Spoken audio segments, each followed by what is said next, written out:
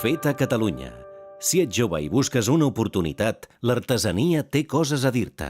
D'algú petit es pot anar a algú gran. Vull dir, si tu fas un treball personal i aquest treball té algun valor creatiu o explica alguna cosa, algun llenguatge, doncs això es pot convertir en universal.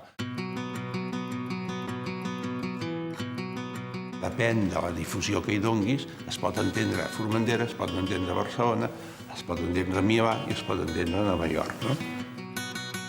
Venem a 30 països diferents, el 60% de la nostra producció va a l'exportació i pels nois, quan en parlem, el fet que anem a fer fires a París o a Nova York o a Singapur, que hem estat ara fa poc, és un orgull.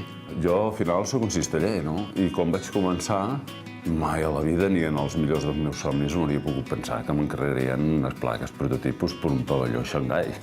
Per tant, va i passa, no? Quan començaven amb això de fer plats, pensaven, ostres, ens agrada treballar i tens un mites de personatges, no?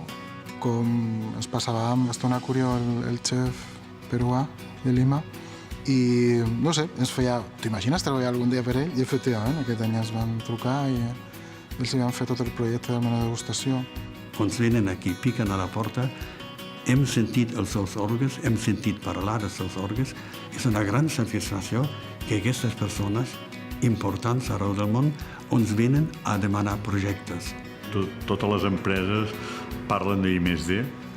L'I+D ha de ser per descomptat, però a mi m'agrada, en aquest món global, afegir-hi una T a davant de tradició del país o tradició pròpia, que això et fa ser diferent en aquest món global. Artesania feta a Catalunya, fabricant oportunitats de futur.